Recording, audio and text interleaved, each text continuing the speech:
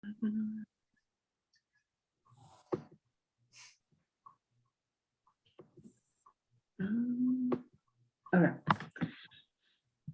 Hola y bienvenidos al seminario web de esta noche titulado Hablando de autorrepresentación.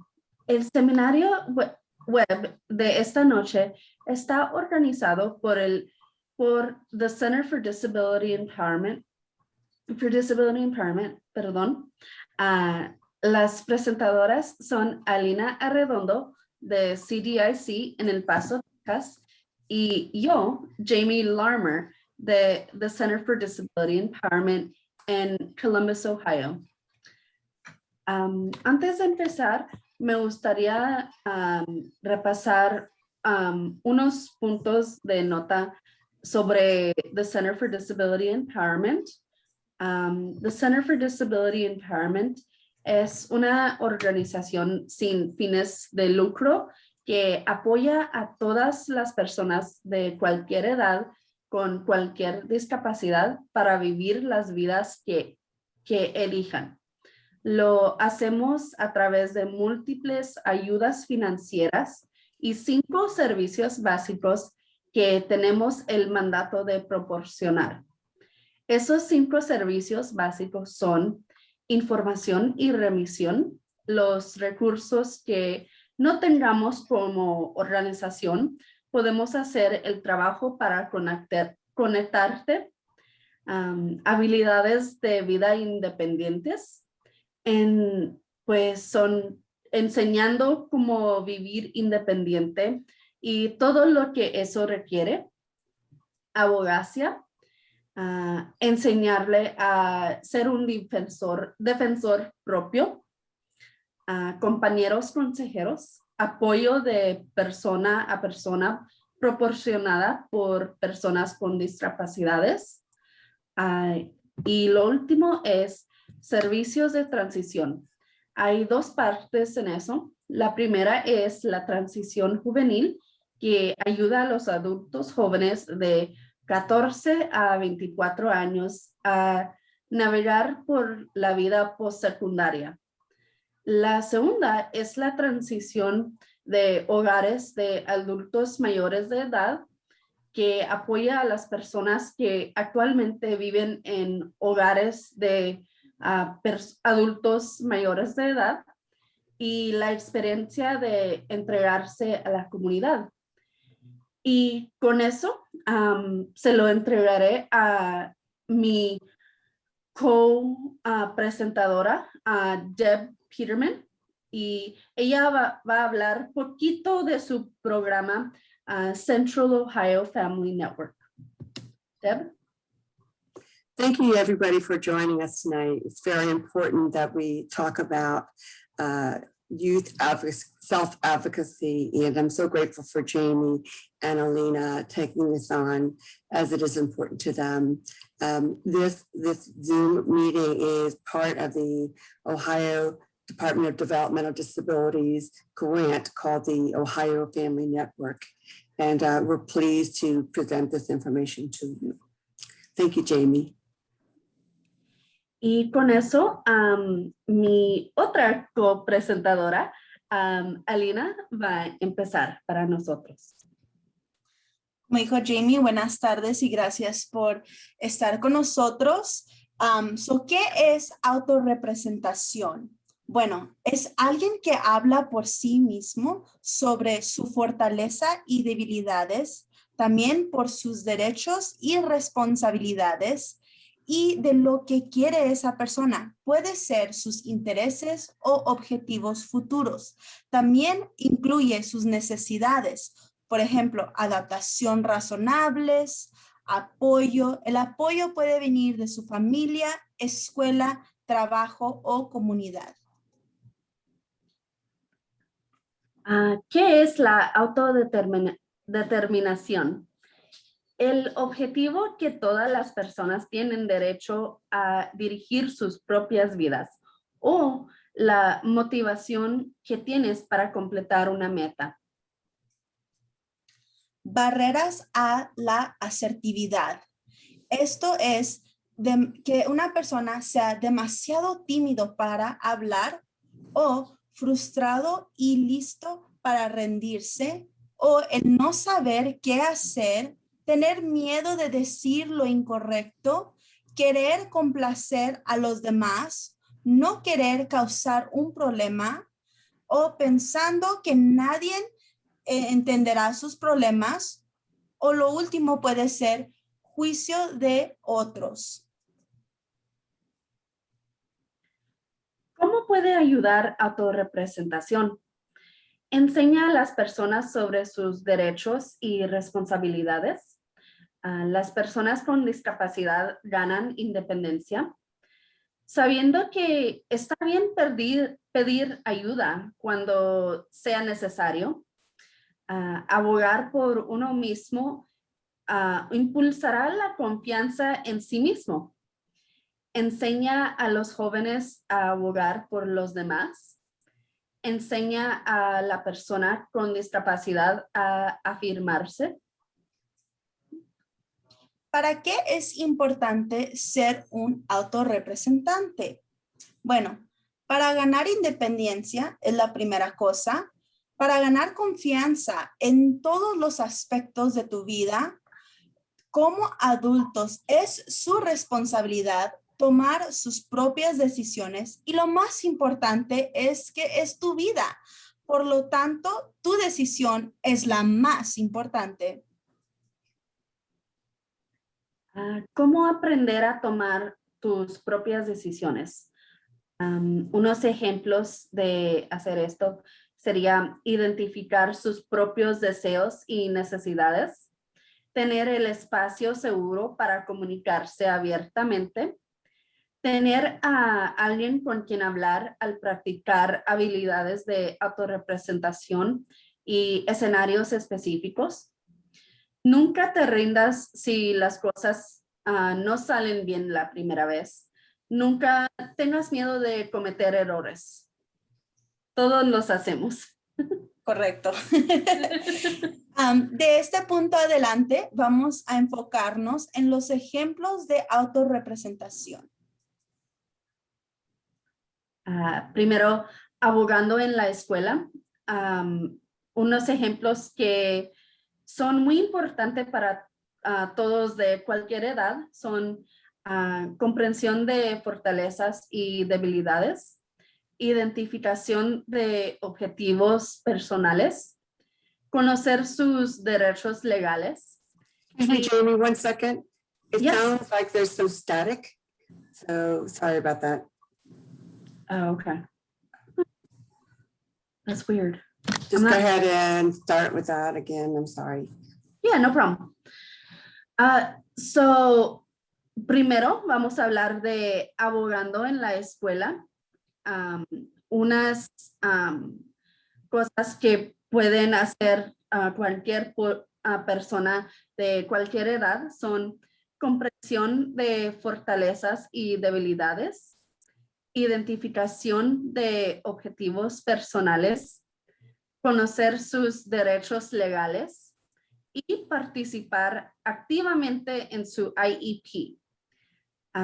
Y unas cosas que puede ser una persona, pues puede ser un adulto joven, edad de universitaria.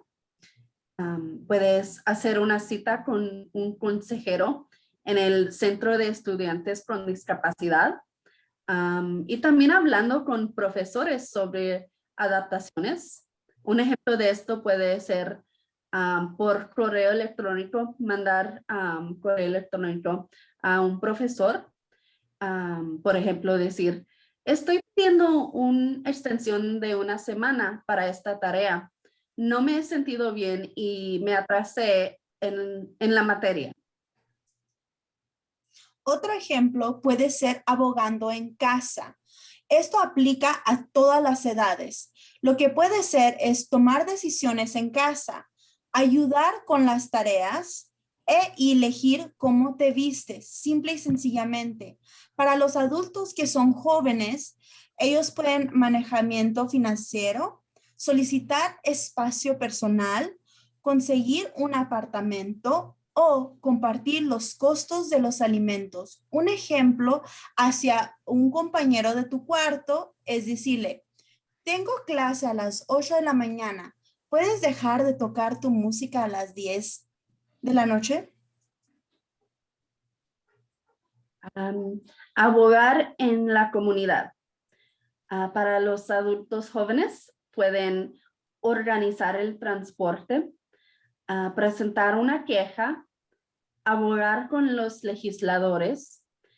Otro ejemplo, mandar por correo una carta a su legislador, por ejemplo, diciendo, estimado gobernador DeWine, le escribo sobre la ley ABLE. Soy representante de un grupo de defensa y me gustaría decir que estamos a favor del proyecto de ley. Otro ejemplo es abogar en el trabajo. Unos ejemplos serían ajustar su horario, participar en reuniones de personal, pedir adaptaciones razonables. Un ejemplo sería, no puedo trabajar el domingo. Tengo un compromiso familiar. ¿Puedo trabajar un turno diferente en su lugar? Abogando en el doctor. Unos ejemplos para cualquier edad sería prestar mucha atención a las órdenes de los médicos durante y después de la cita o expresar sus preocupaciones, para los adultos, revisión de un plan de tratamiento o recuperación, solicitar un consejo de otro doctor y también pidiendo aclaraciones. Un ejemplo sería, antes de tomar una decisión final, me gustaría obtener una segunda opinión. O puedes decir, los efectos secundarios de este medicamento me están molestando. ¿Podemos discutir otras opciones? Abogando en la iglesia. Abogar por nuevos grupos, por ejemplo, grupos de apoyo para mujeres o hombres. Sugerir nuevos programas y actividades a los mayores de edad de la iglesia. Por ejemplo, Jamie le pregunta al padre, padre, me gustaría sugerir un grupo de apoyo para los adultos jóvenes. ¿Qué opina usted? El sacerdote le contesta, ¿por qué crees que es necesario? Jamie responde, creo que conectarse con otros en la comunidad de la misma edad sería beneficioso. Sacerdote contesta, estoy de acuerdo. Yo te ayudo en cualquier modo que pueda. 10 maneras de ser escuchado. Hacer preguntas, escuchar a la persona hablando, practique lo que quieres decir. Hablando con los demás como quieres que te hablen. Usar el lenguaje adecuado. Saber cuándo salir de una conversación educadamente. Sea flexible. Usa por favor y gracias lo más que puedas. Y al último, haz tu investigación. Muy importante.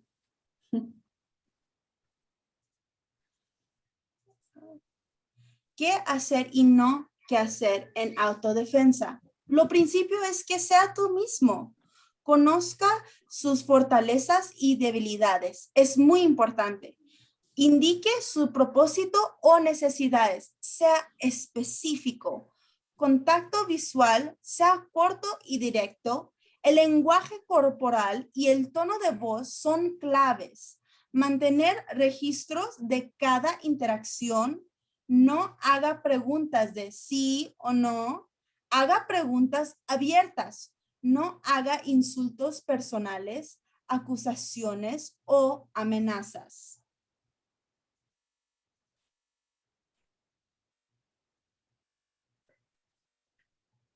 Y ahora vamos a cubrir diferentes maneras de abogar en su comunidad. So, ¿quiénes son sus representantes?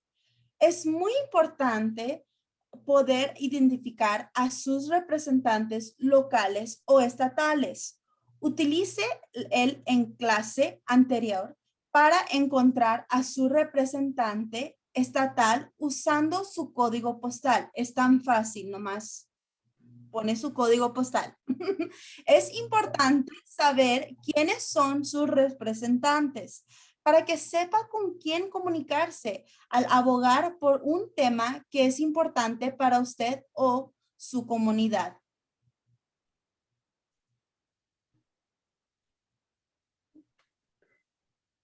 Y vamos a hablar de las 3 A de abogacía. Pues la letra A en inglés, so les voy a leer los dos en inglés y español. Ejemplos, awareness o conciencia. Conciencia a problemas tuyos, amigos, familiares, colegas y legisladores. Advancement, adelantamiento. Perdón. Al involucrarse puede ayudar a avanzar en un movimiento o realizar un cambio de política. Action, acción. Haz contactos, escribe cartas, llama o visita a tus funcionarios electos, apoya a una organización. El proceso legislativo es muy lento, so hay que quedarnos con eso en mente. Varía por los diferentes órganos legislativos. Sepa cuándo se escuchará su voz. La primera oportunidad es la propuesta de proyecto de ley. La segunda es la audiencia pública sobre el tema. Y la tercera es cabildeo de legisladores individuales. Entrevenga. Y ahora vamos a compartir un video. Disculpe, pero sí está en inglés. Y nos va a enseñar cómo un bill se convierte en una ley.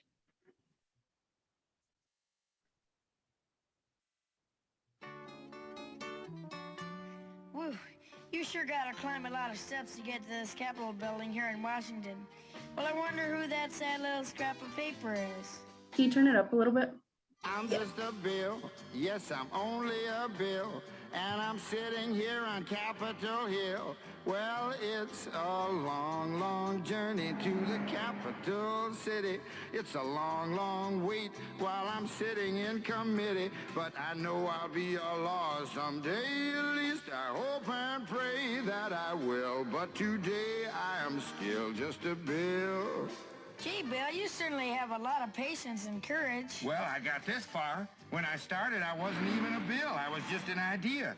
Some folks back home decided they wanted a law passed, so they called their local congressman, and he said, "You're right, there ought to be a law." Then he sat down and wrote me out and introduced me to Congress, and I became a bill. And I'll remain a bill until they decide to make me a law. I'm just a bill, yes, I'm only a bill, and I got as far as Capitol Hill. Well, now I'm stuck in committee, and I'll sit here and wait while a few key congressmen discuss and debate whether they should let me be a law. I hope and pray that they will, but today I am still just a bill.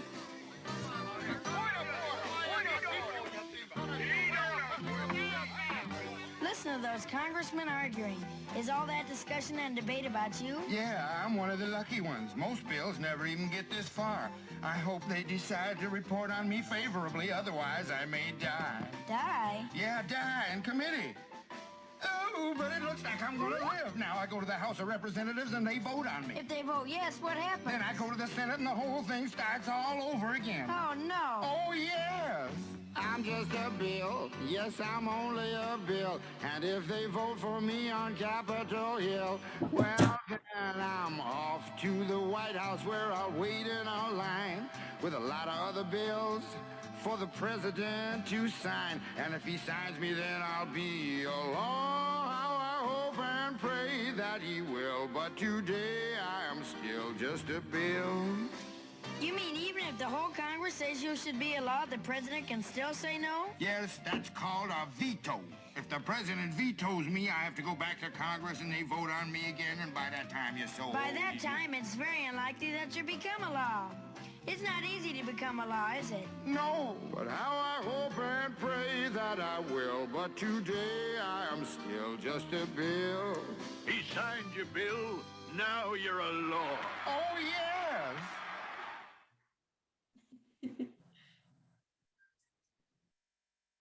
Algunas preguntas que tendrán lo pueden poner en el comentario cuando ustedes vean este video por el YouTube.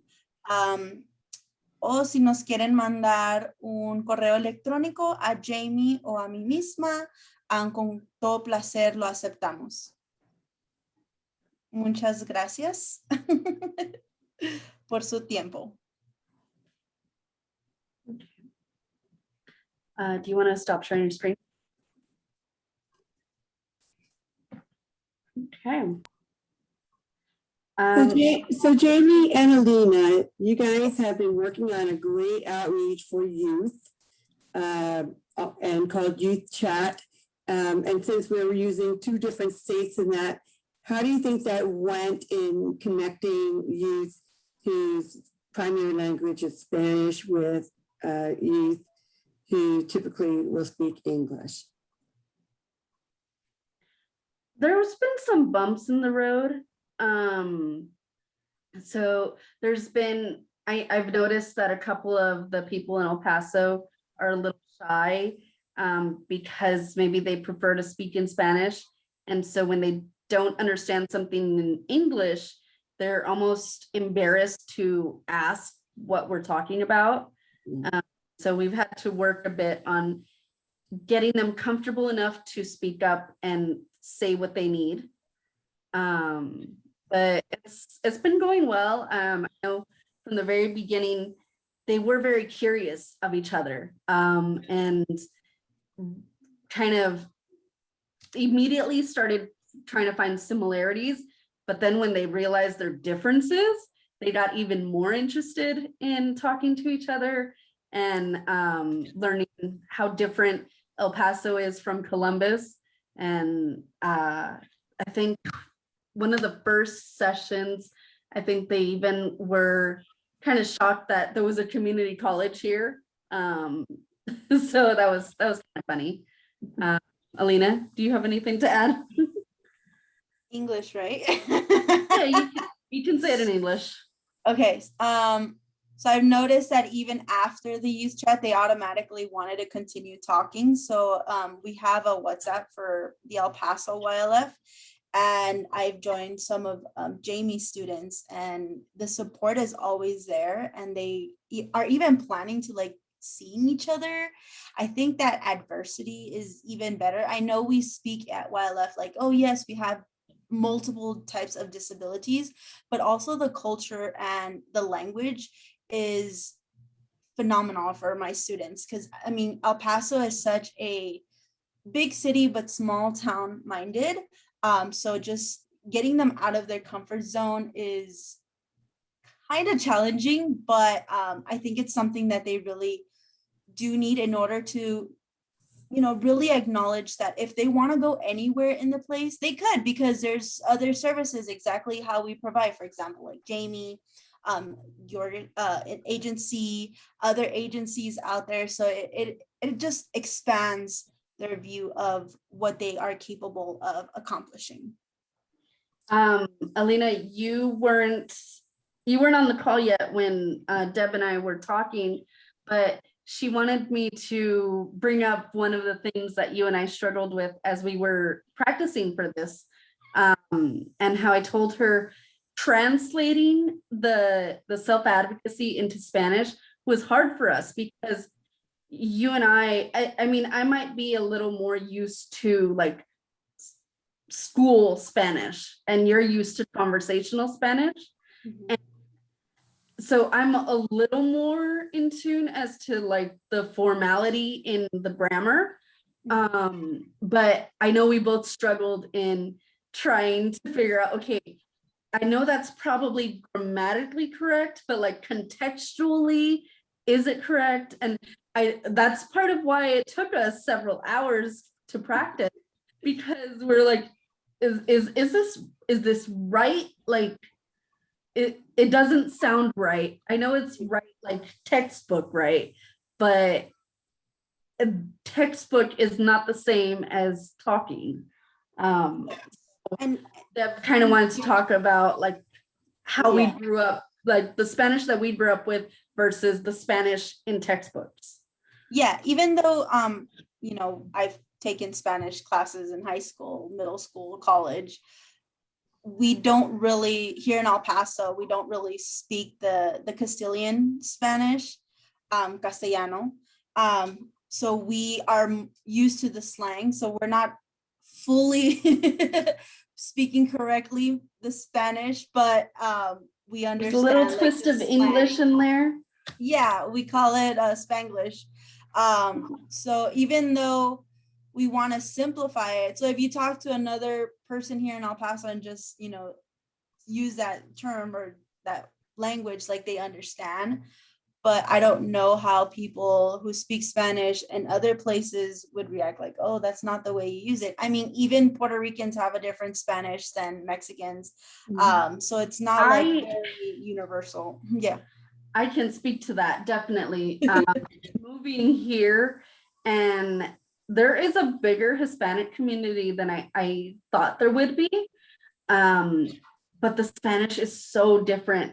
And then the fact that it's not just Mexicans here, it's Venezuelans, it's El Salvadorians, it's people from the Dominican Republic. It's crazy how many different languages, well, how many different, what's the word I'm looking for? Variations of Spanish. Variations of Spanish there are. Mhm. It's crazy because the times that the few times that I've communicated with other people who speak Spanish, sometimes there's a Like a disconnect. language barrier, like the language barrier, even though we're technically speaking the same language, we're both speaking Spanish, but the colloquialisms are just so different. It's just crazy. So I have a question. When we're talking about that, I wonder how many people are hesitant to reach out to the Hispanic Latina community because maybe their Spanish is not proper or all that kind of stuff. And so the big challenge that I think we have here right now, we're trying to reach youth. And how do we reach youth who are also part of a huge minority? And then you add the cultural perspective, maybe on disability. So what are some of the challenges as you do outreach to youth who maybe Spanish is their predominant language? How it's a challenge. But I mean, I know for one thing, if you are a Spanish speaking person, that would be the best, primarily to reach this community. But you know, Alita, you have a youth thing going on down there. How do you go about reaching out to organizations that maybe are disability related, but you're trying to reach out to that small percentage of people who speak Spanish? Well, here in El Paso, it's a big percentage. It's a huge, so, okay, to put it in perspective, Deb, really quick before you answer that, Alina, to put it in perspective, before I moved here, I looked at the census for here, I think it was for 2010 versus ours, in El Paso, ours. In El Paso, it was like between 75-80% Hispanic. Here, as of 2010, it's only 5%. Yeah. So it's a huge difference. And it's a lot easier to communicate with people in El Paso because they get you, even if you fumble through, like they get you with your broken Spanglish.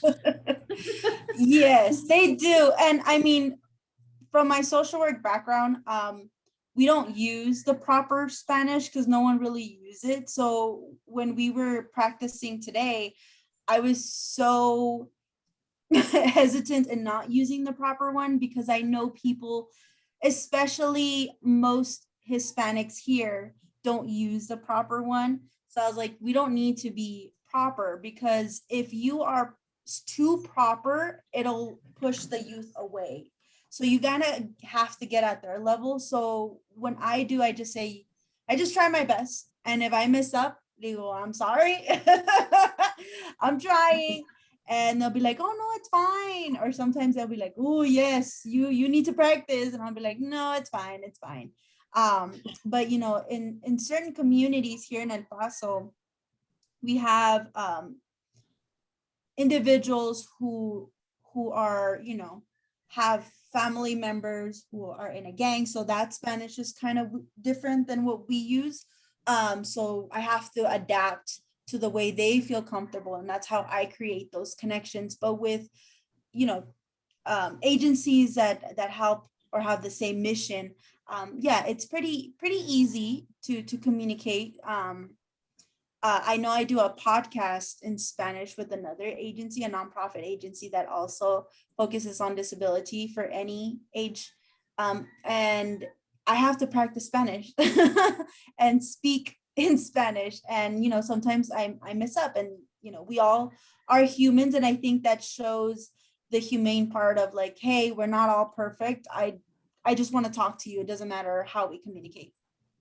Yeah, I would think that it's almost like comparing the professional lingo of people who work in the field of disability, and how they've got all these acronyms and these big words, and I think we can lose that with a lot of the families that we serve. So what would you think, why do you think there's such a challenge to find the youth that particularly speak Spanish as their first language? In Ohio or in El Paso? Probably an Ohio thing. Yeah. I honestly think it could be a little intimidating, just because, you know, us Hispanics have that mentality of like, oh, we're not good enough for, you know, speaking up, or nobody really cares what we say. That's why we're not into politics or anything like that. So I think walking into an agency that may not have a lot of Spanish speaking people can be a little bit intimidating. And also if your materials that you hand out are not in Spanish, that could also be intimidating. Like, I don't really fit in.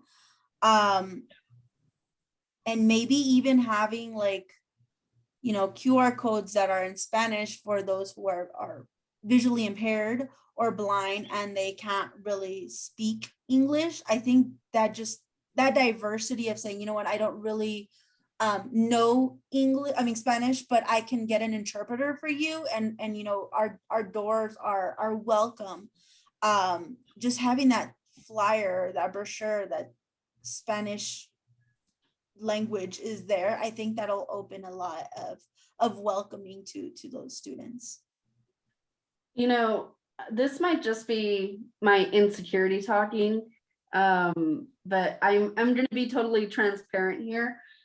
I know I'm hesitant to bring up my Spanish, and I know you and Marley see it all over my face whenever you bring up the fact that, oh, let's do a presentation in Spanish. I'm so hesitant because if I'm being totally honest, I feel like there's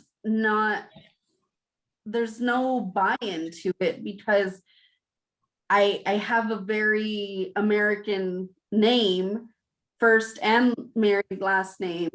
I don't look what you would think a Hispanic person looks like. My Spanish, I fumble over my Spanish. So even when I speak Spanish, I don't sound like a native speaker. or at least I feel like I don't. I don't know. Those may just be my insecurities talking. But I feel like that might be another reason why maybe one, I'm not as willing to go out and search for people who need assistance, and also why maybe people might be hesitant to come to me, because how do they know I'm not just someone who took 2 years of Spanish in high school?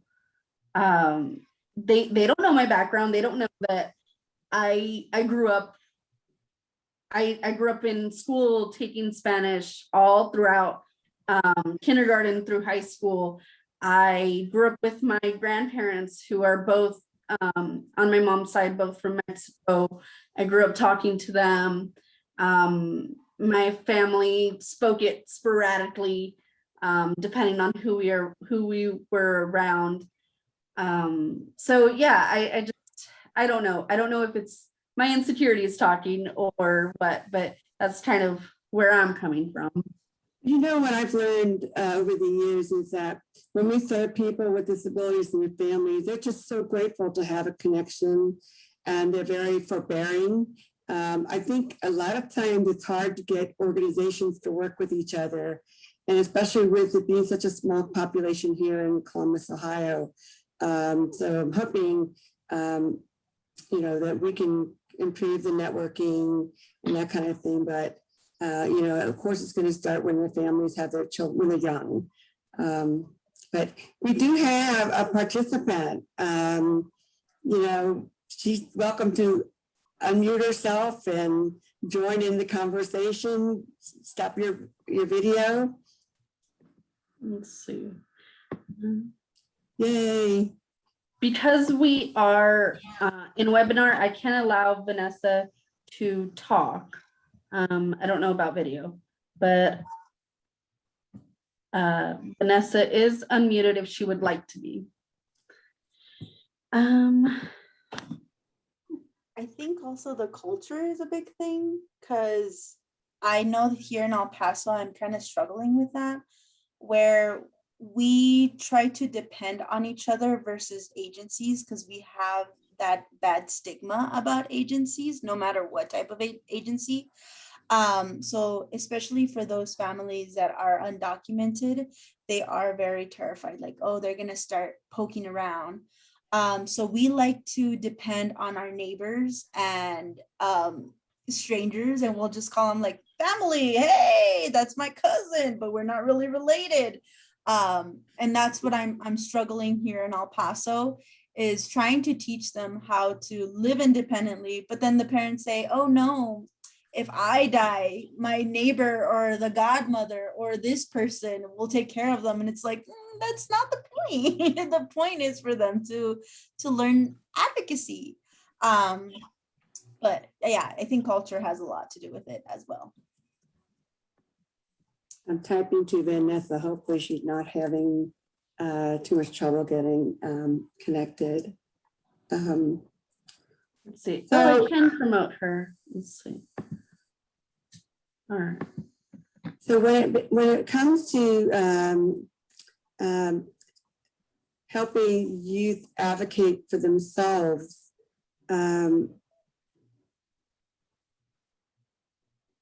you believe we should be starting younger than the teens? I think it starts from them being little, just as simple as like picking what color shirt they want to use, and even if they don't want to pick up the room, it's giving them a chance to explain like why, not just saying, oh, because I'm your mother and I told you so. I think just giving them that confidence, because I mean, I'm only speaking for myself.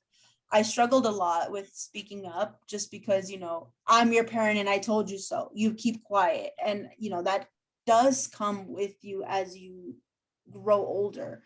So I think just giving them that confidence of like, your voice does matter, even though you're little and you still don't know a lot, but together we will learn. Once they reach middle school and high school, where Jamie and I will catch them, I think they will be more than prepared to learn how to advocate for themselves. I think it's also really cool and important to provide some venues where teens can meet each other. That's why I like the whole youth chat idea. And then making it multicultural, which is always very fun. But, I think a lot of times people don't have friends, and when we provide a venue for that to happen, at least we've tried. I believe it's just us talking- right now. If you're talking to any parents, what would both you say to them to encourage their child?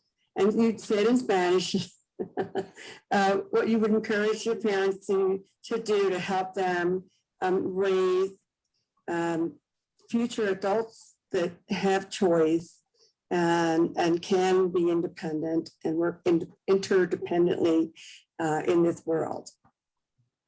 Alina, why don't you take the Spanish one and I'll do the English? Okay, I'll say exactly what I tell my parents, and I'm brutally honest with them. Yo entiendo que su hijo o hija tiene el apoyo de muchas personas y eso es fantástico. Pero el día de mañana, si alguna de esas personas le llega a fallecer a su hijo o hija, ¿cómo esa criatura, niña, niño, se va a poder defender por sí mismo? Ya sé que no nos gusta pensar en que el día de mañana no estuvimos aquí para ayudar a nuestras criaturas, pero la realidad es que todo hay para en esta vida menos la muerte. La muerte va a venir y hay que darle ese poder y apoyo mientras que nosotros estamos aquí para que nuestros niños sepan cómo hacer adultos y que no tengan que mantenerse nomás sentados en el hogar, viendo la tele, jugando el video, viendo YouTube. Es nomás para que ellos se sientan como parte entregada de la comunidad y sepan cómo valorarse a sí mismo. Si ellos quieren ir al colegio, está bien. Nosotros les podemos dar la ayuda que ellos necesitan. Si ellos quieren ir a trabajar, está perfectamente normal.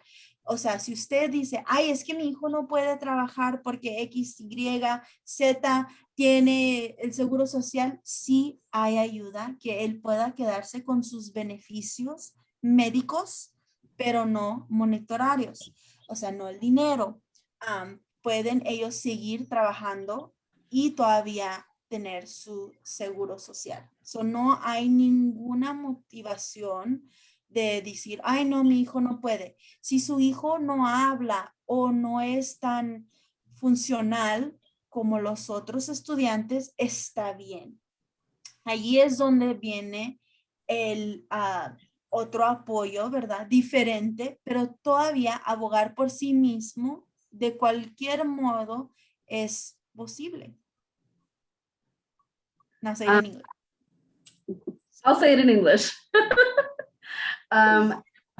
Basically, what Alina was saying is, yes, as communities, that we have a lot of support with the community, parents, depending on family members, non-family members who are basically blood. And those are the people that parents think, oh, when I'm gone, the community will take care of them. It'll just happen. And yes, there is a lot of support, community support out there, but that doesn't make it any less important for the child to be their own self-advocate.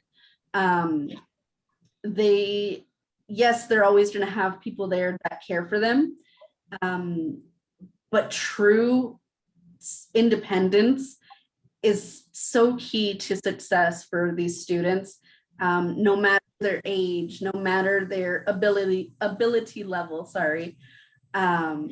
important for them to not just sit there on the couch doing nothing, and that they have goals and they have dreams for their future, and to follow those and to know the plan and know and recognize that they need supports. They need supports more than just mom and dad to be able to complete those goals. And so that's what we're here for, whether it's their dream to go to college or their dream to get a job. There are supports out there for them that are gonna be there in the long haul. But you have to go out and search for them and ask for them, and they're not just given to you. You have to advocate for yourself. And once you turn 18, that child has to advocate for themselves. Otherwise, they're not going to get any sort of services. And I know I'm adding more than what you said, Alina, but it just came to mind. So it's important to start young. Like Alina said, something as simple as what am I going to wear today can turn into what am I going to do 10 years from now? Am I going to live on my own? How am I going to do that? How am I going to manage my money? How am I going to manage bills and all that comes with being an independent person living on their own, adulting, if you will.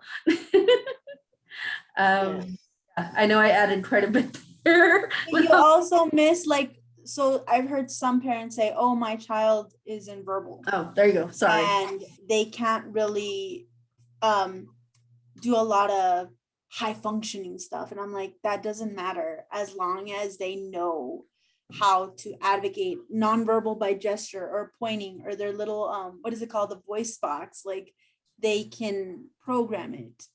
Yeah. Where there's a will, there's a way. Exactly. We need to teach our students how to adapt to the world and how the world can adapt to them. It goes both ways. Mm-hmm. Did we lose Deb? Oh no. I'm just kidding. Look at us being inspirational. And in Spanish. Sorry about that. One thing that I want to share with you, Jamie and Alina, is, we work for independent living centers and have that IL philosophy of person-centered planning. I'm really excited to share the Charting the Life course tools because it's becoming nationally known. There are 800 Charting the Life course ambassadors, and I'm one of them. But I'm really excited because one of my classmates in this is going to be bumping up the curriculum or the tools in Spanish. So my hope is to share the tools with you. But what's really exciting about it is it provides a template for you to talk with parents or talk with teens, ask what is your definition of a good life? And because I don't think we've asked that question, we always focus on services and that kind of thing. And our parents, our natural support should not be just family. It should be, more well-rounded. And so I'm hoping that we'll be able to offer that, to our families in Spanish. And I'm an old dog. You can teach old dogs new tricks. It's a wonderful program. So that's lifecoursetools.com, and it's all free. It is where the state of Ohio is going regarding setting up how do we serve people with disabilities. And so there's a buzz happening now about it. So I appreciate both of you for doing this tonight and the hard work in preparing it, but it was so worth it when we think about the families or teens that will watch this in Spanish, might feel encouraged and empowered that their voice does matter. And so I just thank you so much for doing this tonight. Do you have any last words of encouragement or anything you want to share? Now we got to get Marley to do it in Arabic. That would be cool. That would be cool. Last words of encouragement. Don't be afraid to let your kid be independent. They're always going to need you in some capacity, but it's always good to let them know what else is out there for them. Oh, yeah. Yeah, definitely. And, you know, just like how you said, we do focus on just what the youth wants, but we also care about the input of the support system, not only the parents, but maybe the schools or, you know, the activities that they do. So it is a combination of different support systems. And sometimes when there is like that, you know, bumps that, oh no, I want this and this and that, the one that matters most is the youth. And with the proper support, I mean, I can only speak for myself with my youth. I go above and beyond, maybe more than I should, for my students. And I just want them to always feel welcome. And I know that Jamie has that same mentality as I do. Don't be afraid. I know we look a little not Mexican. I know we're old. We're old now. Calling us Miss and Mrs. Yes. But you know, we always want to welcome you with open arms. Yeah, and you know, it's important that we have mentors like yourselves and like myself. And, you know, so, you know, it's all about empowering people to become who they want to become. So thanks again, ladies, for joining tonight and preparing this. If anyone has any questions regarding the Center for Disability or the Ohio Family Network, give us a call at 614-575-8055. And you can email Jamie at LAHRMENT. Wait, LARHMER at disabilityempowerment.org. Again, that's JLAHRMER